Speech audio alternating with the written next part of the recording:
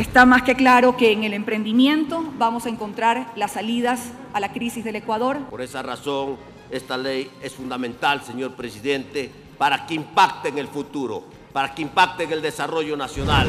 Nosotros estamos evidenciando de que hubo un manoseo y que hubo mala intención en las tomas de decisiones como presidenta del Consejo Nacional Electoral. Ratificación y absoluto rechazo a este tipo de mañas fraudulentas.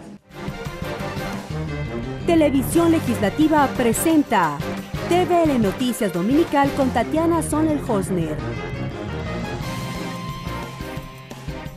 ¿Qué tal, amigos? Bienvenidos a la emisión de TVL Noticias, emisión dominical. Qué gusto compartir con ustedes el resumen de la información otro domingo. Les recuerdo que nos puede seguir a través del canal 42 en Quito. Ahora también estamos en Guayas, Manabí y Azuay. Escucharnos a través de la radio de la Asamblea en todo el Ecuador y en internet nos encuentra por tvl.asambleanacional.gov.es. De inmediato iniciamos con la información. Asamblea en pleno.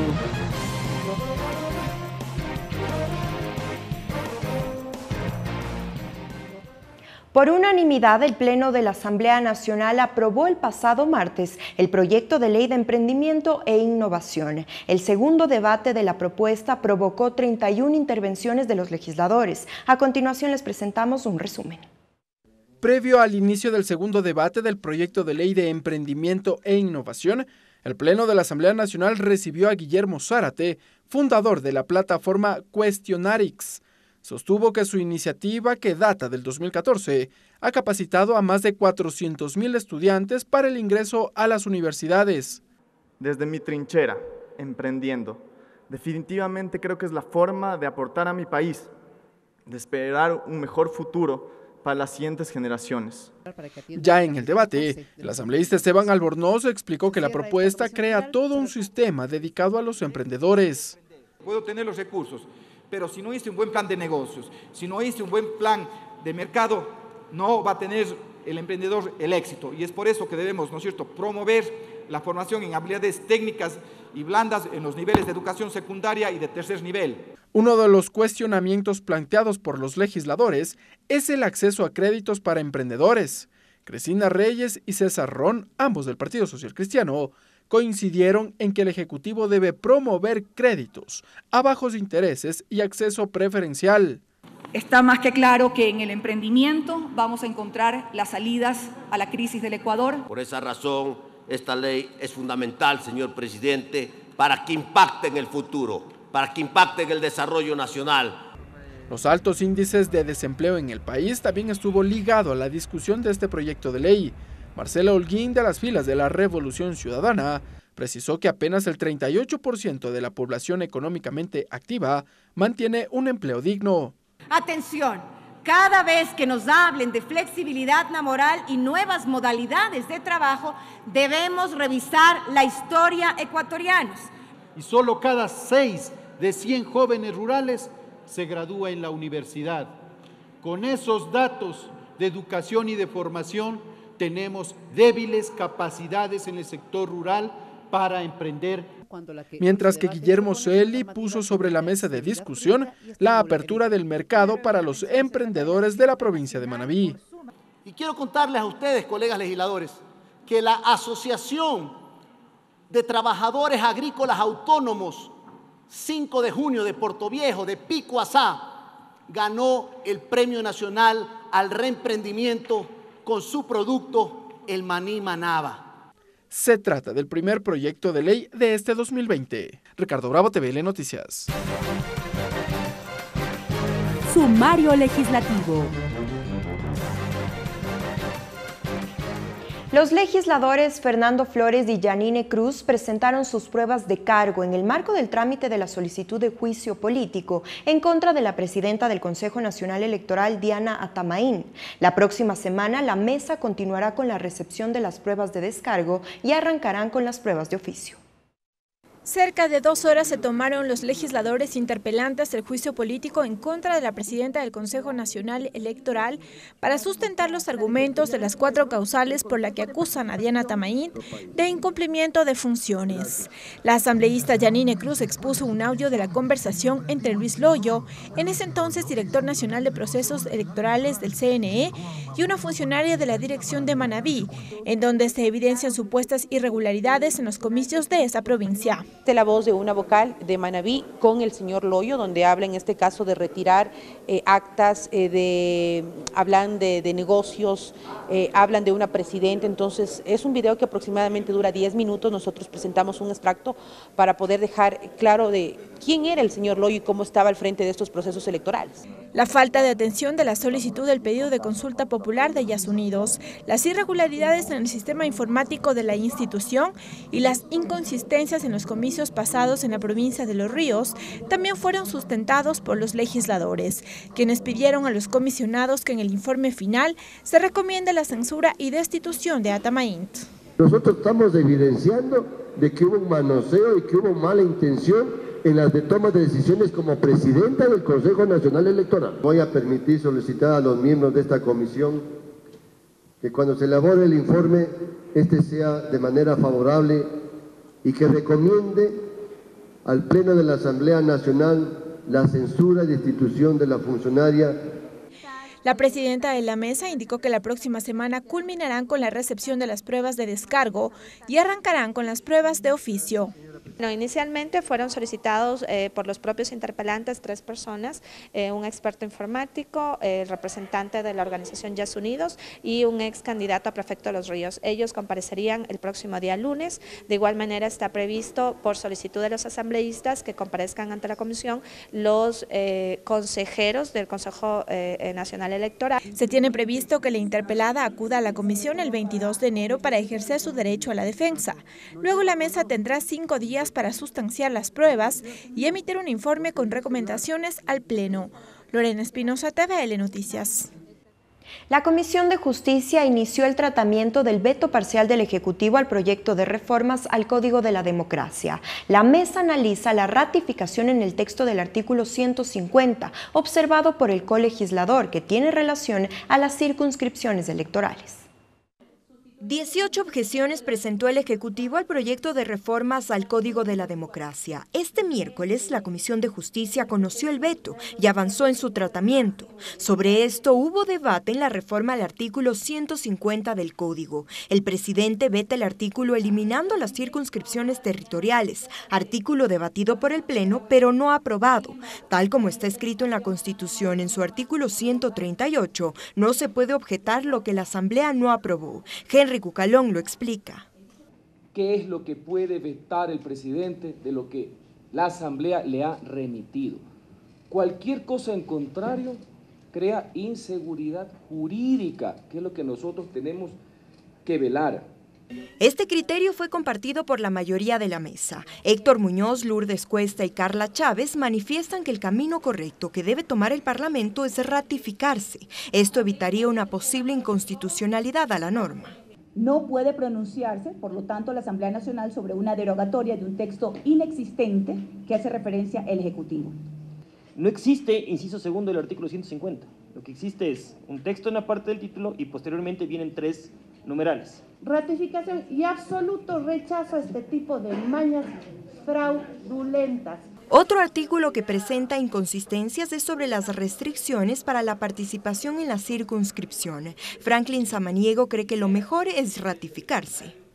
Cuando usted va a representar una circunscripción electoral, tiene que acreditar haber vivido o haber nacido en el lugar de la circunscripción o haber vivido más de 2 años. Subsanados de estos temas, avanzaron con las demás observaciones. Esteban Torres explica cuáles fueron las otras iniciativas a las cuales se ratificaron. Recoger temas importantes, algunas recomendaciones del Ejecutivo que creo que valen la pena, las ha acogido la Comisión y por supuesto ratificarse en otras. Me adelanto a una que me parece polémica y es que en el veto del Ejecutivo se establece que los consejeros del Consejo Nacional Electoral puedan ser destituidos por el Tribunal Contencioso, algo que no está previsto en la ley. Se prevé que para la próxima semana la Comisión de Justicia elabore un informe con los artículos que recomiendan al Pleno ratificarse o allanarse. Tatiana Sonnenholzner, TVL Noticias.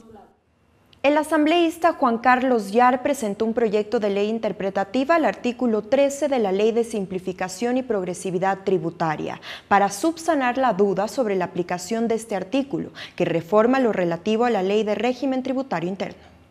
Con el objetivo de aclarar dudas de varios sectores de la sociedad civil sobre la aplicación del artículo 13 dentro de la Ley de Progresividad Tributaria, el asambleísta Juan Carlos Yar presentó un proyecto de ley interpretativa a este artículo. Así lo explica el legislador. Es por eso yo creo que yo presenté una ley interpretativa. Es para solucionar esos malos entendidos que tienen algunos analistas políticos e incluso algunos asambleístas sobre la ley que ya aprobamos, ¿no? El texto de la objeción relacionada con el artículo 13 de la Ley de Progresividad Tributaria no contó con el comando "Sustitúyase el numeral 2 del artículo 10 de la ley". Es por ello que Juan Carlos Yar cree necesaria una interpretación para así entender correctamente. Bueno, el proyecto de ley interpretativa del artículo 13, numeral 1 de la Ley de Simplificación y Progresividad Tributaria, que reforma el artículo 10, numeral 2 de la Ley de Régimen Tributario. De su lado, Patricio Donoso considera que este camino es el correcto, pese a que la ley aprobada por la Asamblea Nacional cumplió con el proceso correspondiente. Será una interpretación muy obvia porque el concepto, el criterio, la intencionalidad del legislador está claramente plasmado en el proyecto. Si hay un error hay que corregirlo. Pero Pavel Muñoz no está de acuerdo. Él dice que desde su bancada no se apoyará esta iniciativa. Mecanismos para corregir eso, se habla de una fe de rata, se habla sobre todo de una ley interpretativa. Cualquiera de las dos cosas, sea una fe de rata, sea una ley interpretativa, dejan mal predicamento a la Asamblea Nacional. Pues este proyecto debe cumplir con el proceso como cualquier iniciativa de ley. El Consejo de Administración Legislativa deberá analizarlo y remitirlo a la Comisión del Régimen Económico y superar 2 debates en el Pleno, además del veto presidencial, para ser puesto en vigencia. La Ley de Simplificación y Progresividad Tributaria está en vigencia desde el 1 de enero. Tatiana Sonnenholzner, TVL Noticias. El Pleno de la Asamblea Nacional decidirá si procede o no el inicio de trámite para llevar a juicio político al ministro de Agricultura Javier Lasso por el caso Furukawa. El informe aprobado por la Comisión de Derechos Colectivos propone también que el Pleno llame la atención de la exsecretaria de la Gestión Política, María Paula Romo, por apoyar en procesos de mediación en este caso. Tras una sucesión de mociones, finalmente la Comisión de Derechos Colectivos aprobó, con 5 votos, el informe sobre una supuesta violación de derechos a los trabajadores por parte de la empresa japonesa Furukawa. El informe de 32 páginas tiene 6 recomendaciones y en la primera sugiere al Pleno de la Asamblea Nacional resuelva sobre el inicio del juicio político en contra del ministro de Agricultura y Ganadería, Javier Lasso, según el texto por un supuesto incumplimiento de funciones. El asambleísta José Chalá recordó que luego de conocidas las denuncias por una supuesta vulneración de derechos, los trabajadores y empleadores de la empresa Furukawa buscaron mecanismos de compensación, mismos que no se habrían concretado. Ante un crimen de lesa humanidad en contra prácticamente de los ciudadanos ecuatorianos que están en servicio, en esclavitud moderna.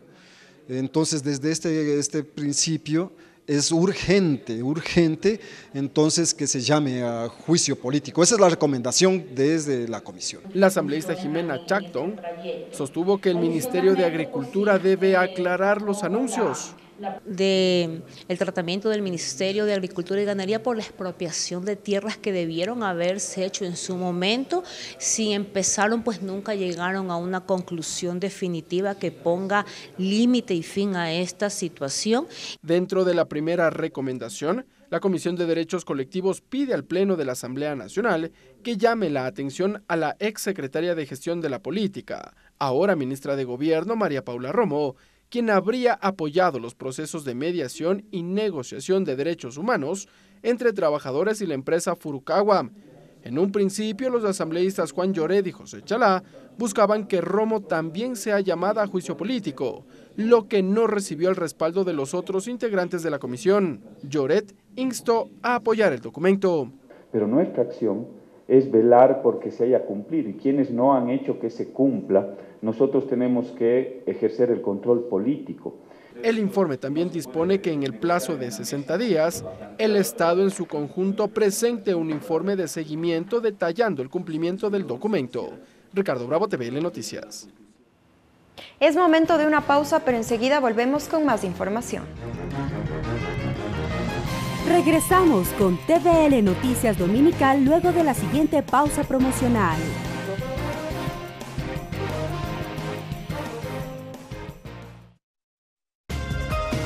Voces y opiniones. Gracias por su sintonía. Continuamos con la información. Durante el programa Tercer Debate de esta semana, los asambleístas Doris Solís y Fernando Callejas analizaron el proyecto de ley de emprendimiento. La iniciativa está en manos del Ejecutivo para su sanción u objeción.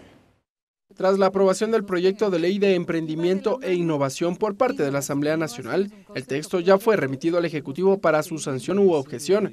Fernando Callejas y Doris Solís, ambos legisladores integrantes de la Comisión de Desarrollo Económico, Mesa Legislativa de la Construcción de la Iniciativa, reflexionan. Y hay que volver los ojos al sector privado, que nunca debió dejarse de apoyar a ese sector. Es decir, no es solo para la agricultura, no es solo para la industria, es para estos campos, es para el comercio, para los servicios, es para la economía popular y solidaria, es para el turismo. La propuesta de ley propone un sistema para la protección de emprendedores, así como el fomento de las iniciativas. Desde el ente que tiene que justamente generar las políticas públicas en base a la normativa para año a año crear los diferentes incentivos y medidas que faciliten el emprendimiento. Una de las barreras más difíciles de franquear que encuentra un emprendedor es toda esta tramitología. Uno de los puntos de mayor debate es el acceso a créditos. La normativa estimula a quienes busquen financiar un emprendimiento, dijo Callejas. A través de las redes sociales obviamente se tiene esta gran posibilidad de que se lance una idea y que se pueda levantar recursos para que esta idea pueda tener el financiamiento adecuado. En este comité, en este consejo, tendrá que estudiarse precisamente cómo seguir avanzando como país en líneas de crédito más baratas, tasas de interés más bajas, menos costos financieros, que es un reto permanente del sector financiero, tanto público, privado y de la economía popular y solidaria. Tras la aprobación del proyecto de ley en la Asamblea Nacional, el texto fue remitido al presidente de la República, que en el plazo de 30 días deberá entregar sus observaciones. Ricardo Bravo, TVL Noticias. Sumario legislativo.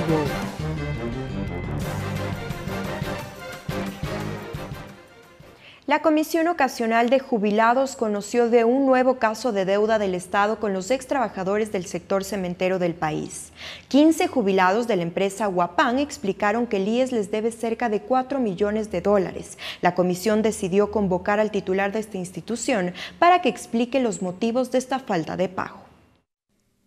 El Instituto Ecuatoriano de Seguridad Social está pendiente de pago por jubilación a algunos de los ex trabajadores de 4 empresas cementeras del país: Nacional, Otavalo, Chimborazo y Azogues, razones por las que los ex trabajadores de la empresa Huapán acudieron a la Comisión Ocasional de Jubilados. El presidente de esta mesa, Homero Castañer, dice que este problema se da porque la ley no tiene un reglamento. No puede ser pagado porque se necesita un reglamento que estamos esperando desde hace más de un año, que abocó conocimiento a este tema a la Comisión de los Jubilados. Nos indican que no existe la posibilidad de ser aprobado ese reglamento y hay un borrador que llegó a la comisión, pero los jubilados siguen sin recibir su paga. Además, informó que para conocer la razón de esta deuda, la mesa convocará a Paul Granda, titular del IES, a fin de que informe sobre esta solución al problema. Se ha decidido ahora en esta sesión convocar al presidente del directorio del IES, el doctor Paul Granda, que venga a esta comisión y que nos cuente qué tan difícil es aprobar un reglamento para el pago. Hecho que calificaron como positivo los ex trabajadores de Huapán. Aníbal San Martín, delegado de los jubilados, explicó que no son más de 4 millones los que les deben depositar. Nosotros, cuando cesamos el trabajo en la empresa, tuvimos que afiliarnos voluntariamente con la finalidad de percibir los beneficios de la seguridad social, sobre todo lo relacionado con la salud. Y del dinero que recibimos nosotros como indemnización cuando salimos, de eso mismo ya durante 5 años. Para acompañar en el proceso, el presidente de la comisión y los jubilados de Huapán acudieron a la Defensoría del Pueblo para que ésta intermedie en el proceso hasta que se cancele su deuda. Se prevé que para la próxima semana acude el titular del IES a esta mesa ocasional. Tatiana Sonnenholzner, TVL Noticias. A puertas de la elaboración del informe para segundo debate del proyecto de ley de pesca, la Comisión de Soberanía Alimentaria debatió los últimos insumos recogidos durante la socialización en varias provincias. La comisión aún no define lo relacionado con la hipoteca acuícola. Para la próxima semana, la Comisión de Soberanía Alimentaria prevé contar con el informe para segundo debate del proyecto de ley de pesca. La mesa al momento ultima detalles con los insumos recogidos durante la última socialización de la propuesta. El presidente de la mesa, Lenin Plaza, indicó cuáles son los ejes que han centrado la discusión. Uno de los temas que se ha discutido bastante es el tema de las 8 millas, que es importante trabajarlo. Segundo, también en torno al tema de los incentivos que se debe dar al sector. Y yo diría un tercer aspecto, el tema de la seguridad marítima, que preocupa a los pescadores. A estos aspectos también se suma la hipoteca acuícola. La legisladora Verónica Guevara criticó que el organismo a cargo del tema no haya remitido información técnica para avanzar con el tratamiento. La Comisión de Soberanía Alimentaria haya enviado requerimientos de información a Banecuador, a CFN, a todo lo que es la banca pública y no nos hayan contestado hasta este momento, no nos hayan respondido el mecanismo que vamos a utilizar, ya que se crea esta figura dentro de la norma. Cabe señalar que durante el primer debate el combate a la pesca ilegal fue uno de los aspectos más debatidos. Además, se resaltó la oferta exportable para el país, como son la pesca y la acuacultura, que representan el segundo y tercer rubro más importante del total de las exportaciones no petroleras ecuatorianas. Mariela Logroño, TVL Noticias.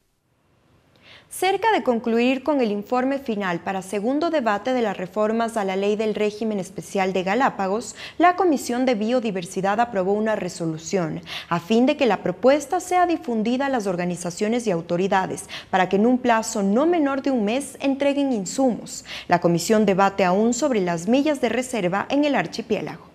A un mes de aprobar el informe para segundo debate de la Ley Orgánica Reformatoria a la Ley Orgánica del Régimen Especial de la Provincia de Galápagos, la Comisión de Biodiversidad aprobó una resolución a fin de que el texto borrador sea difundido a los actores y sectores involucrados para el posterior tratamiento de observaciones, antes de concluir con la versión final del documento. Los legisladores Edi Peñafiel y Freddy Alarcón son integrantes de la mesa. Que a través de las vías digitales se haga una socialización con todos los actores sociales de la provincia de Galápagos y luego después, cuando ya estén todos recogidos los aportes, los iríamos ya como comisión. Nosotros tenemos que primero que nada entrar a una especie de conocimiento, de socialización por las condiciones geográficas de Galápagos. En la revisión de los artículos del informe surgieron temas que serán parte del debate, como las 40 millas de reserva marina de Galápagos. En la ley plantean un incremento. Ampliar las millas de conservación, actualmente están de 40 millas y se está proponiendo 80. Son temas que todavía los vamos a afinar. De su lado, el legislador Freddy Alarcón destacó la importancia del eje de prevención y preservación, que consta en la propuesta. Darle más fuerza al control, ¿sí? Al control, al cuidado, a la protección de las islas. Eso es fundamentalmente, y lo que se trata también es de precautelar a los residentes en Galápagos. A más de este aspecto, la Comisión de Biodiversidad concretó la agenda a cumplir los días 14, 15 y 16 de enero del 2020 en El Oro. Esto a fin de conocer los cambios generados a partir de la declaratoria de emergencia por la minería artesanal. Mariela Logroño, TVL Noticias. La Comisión de Desarrollo Fronterizo presentó el mecanismo de seguimiento a la ley fronteriza. La asambleísta Silvia Salgado indicó que dicha modalidad servirá para evaluar otras leyes aprobadas por la Asamblea Nacional. El Grupo Parlamentario de Desarrollo Fronterizo analizó el informe de cumplimiento de la Ley Orgánica de Desarrollo Fronterizo. La asambleísta Silvia Salgado explicó los alcances de la norma y las atribuciones que otorga a organismos como el Ministerio de Defensa. De autorizar toda obra o toda inversión, especialmente de infraestructura en la zona de frontera. Nosotros hemos revisado la ley en la cual el Ministerio de Defensa tiene esta competencia porque es el ámbito de seguridad del país, pero es en el ámbito de los 20 kilómetros.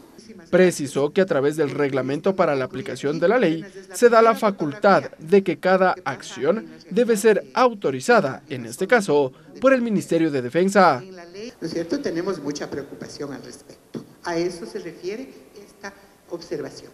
De ahí que la comisión prevé analizar el reglamento para la aplicación de la ley. Entonces estamos identificando a lo mejor que en el reglamento de la ley se queda quizás diría yo, muy cerrado y no vemos las garantías para que el reglamento desarrolle la ley y pueda de alguna manera suplir lo que la ley inclusive omite o lo que la ley no desarrolla con las suficientes garantías.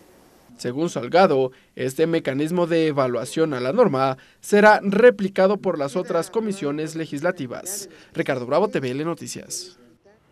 La Comisión del Derecho a la Salud avanza en el tratamiento de las reformas a la Ley de Discapacidades. La mesa legislativa recibió aportes de varios sectores de cara a la construcción del informe para segundo debate. Sobre la base de 9 proyectos de ley, la Comisión del Derecho a la Salud avanza con la construcción de las reformas a la Ley de Discapacidades.